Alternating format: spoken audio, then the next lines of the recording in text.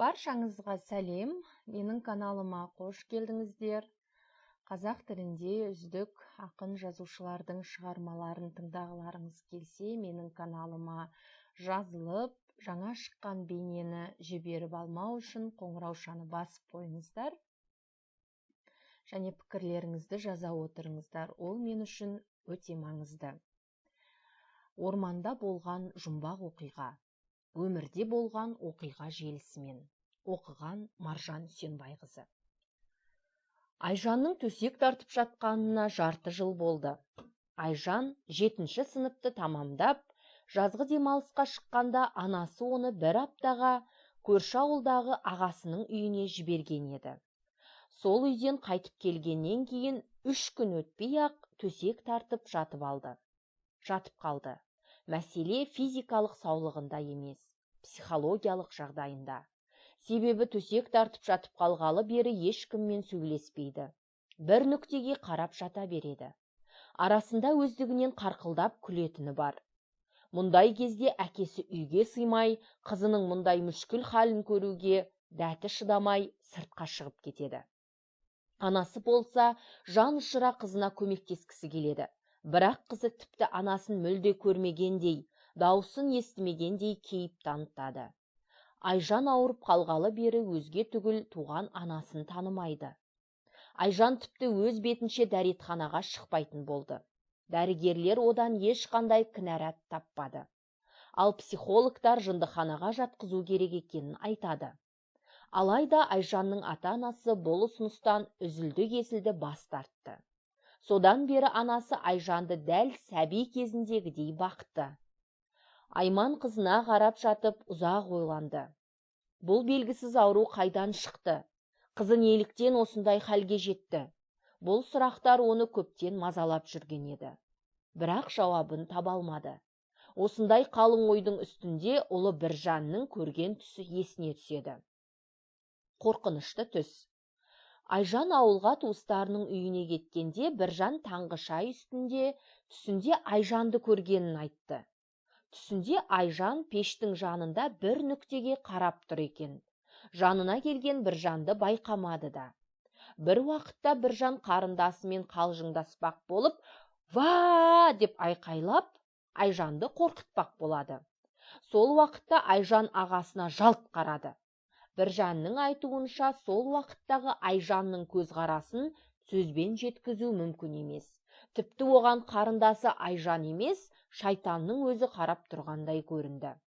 Біржан есін жиғаны сол еді, Айжан Біржанды бас салып жүрегін жұлып алды да жей бастады. Құдды қорқынышты фильмдердегідей.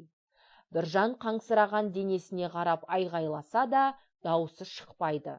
Осылай қиналып жатып оянып кеткенін айтады.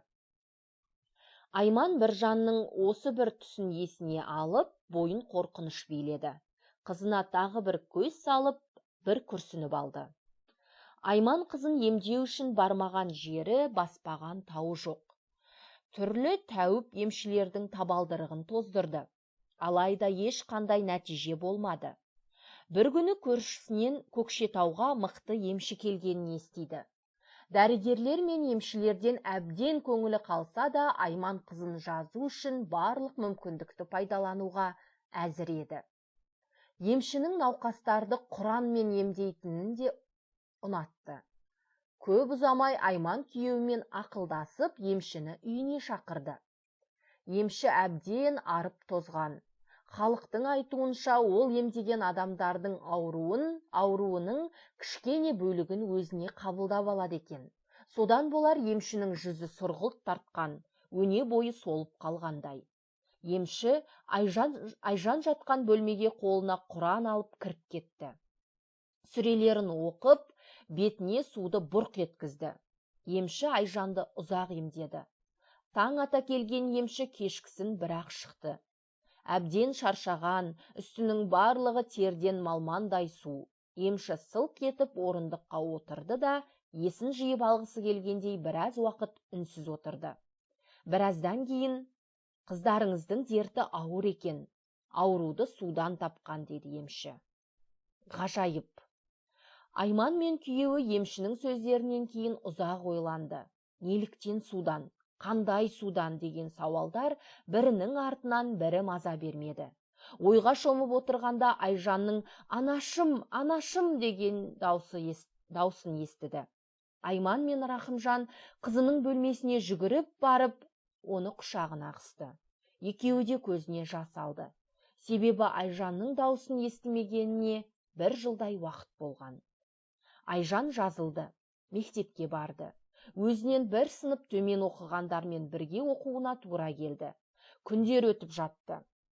Айжанның ауырғаны да, емші де ештеңе есінде қалмаған. Үйдегілер де оны еске салуына қорықты. Бірақ құрдастары оның бастан өткерген жағдайын айтып, Айжанды сұрақтың астына алды. Бірақ Айжанның оларға айтатын жауабы жоқ еді. Бір күні Айжан анасынан барлық жағдайды сұрады. Сондағы емшінің ауруы судан болды деген сөзін ұзақ уақыт ұмыта алмады. Ормандағы жағдай. Айжанның жазылғанын естіп, көрші ауылдағы ағасы бала шағасымен үйге келеді. Оның Айжанмен қатарлас Әсия деген қызы бар. Екеуі айырылмас дос еді. Бастары қосыла кетсе, уақытты қызықты өткізудің түрлі жолын табатын. Әсия 1 жылдың ішінде болған оқиғаларды тоқтаусыз айтып жатты. Бір уақытта кенеттен тоқтап қалды да: «Айжан, емші сенің ауруың судан болды депті ғой», деді Әсия, әңгіменің төркінін басқаға аударып. «Иә, бірақ қандай су екенін білмеймін», деді Айжан. «Сонда екеуміздің құпиямыз есіңде жоқ па?» «Жоқ, қандай құпия? Екеуміз орманға барып, адасып, кешкі уақытта көлдің арғы бетіне жүзіп едік қой. Бәлкім ауруды дәл сол көлшіктен тапқан боларсың». Әсия сол уақытқа қайта оралғандай байсалды түрде әңгімесін бастады. «Екеуміз орманда ойнап жүріп үйден алыстап кеттік. Мен қорыққаннан жылай бастадым. Екеуміз дұрыс жолды табамыз деп бір жерді 1 сағат бойы айналып жүрген болып шықтық. Кешқұрым уақытта үйге бастайтын жол деп тапқан жолмен келе жатқанда алдымыздан көлшік шықты. Мен жүзе алмайтынымды айтып жылай бастадым. Сол уақытта сен мені алып жүзіп өттің. Өзің менің кесірімнен бірнеше рет суға баттың да жағаға шыққанда далаға қараңғы түскен. Екеуміз сол көлшіктің жағасында түнеп шығамыз деп шештік. Сен бірден ұйықтап қалдың. Мен қорыққаннан көпке дейін көз ілмедім. Бір уақытта қалың ағаштың арасынан сол жақ тұстан қара қасқыр бізге қарай тістерін ақситып келе жатты. Мен айқайлап жылап сені оята бастадым. Бірақ сен оянбадың. Сені қанша оятуға тырыссам да бұл әрекетімнен ештеңе шықпады. Қасқыр бізге қарай жақындап келе жатқанда оң жақтан ақ қасқыр шықты. Ақ пен қара қасқыр бір-бірімен төбелесе бастады. Ақ қасқыр екінші қасқырды жеңді де келген жағына қарай кетті. Қалың орманға толық жұтынып кетпей тұрып, бізге көз тастады. Таң атқанда сен ояндың. Мен түнде болған жағдайды айтып бергенде сенбеген едің. Таң ата бізді ауыл тұрғындары да тауып алды. Екеуміз 2 қасқыр туралы оқиғаны да, көлшіктен жүзіп өткенімізді де ешкімге айтпаймыз деп шештік. Айжан сол кезде бастан өткергенін еміс-еміс есіне түсірді.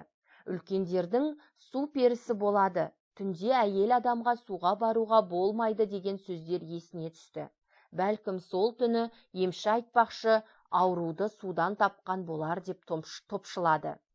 Өткен күндер қорқынышты түс секілді өтті де кетті.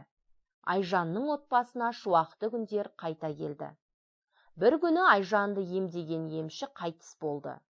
Халықтың айтуынша, Айжанды емдегеннен кейін емші төсек тартып жатып қалған екен. Содан оңалмапты. Айжанның дерті неден болғаны белгісіз. Оған медицина қызметкерлері де түсініктеме бере алмады. Әсияның орманда, су жағасында көрген 2 қасқырды да қорыққаннан немесе қиялынан туған дүние ме, ол да белгісіз. Айжанның ауруы сол күйі жұмбақ күйінде қалды. Барлықтарыңызға рахмет, достар. Қазақ тілді контентті қолдау үшін менің каналыма жазылып, қоңыраушаны басып қойыңыздар. Сау болыңыздар.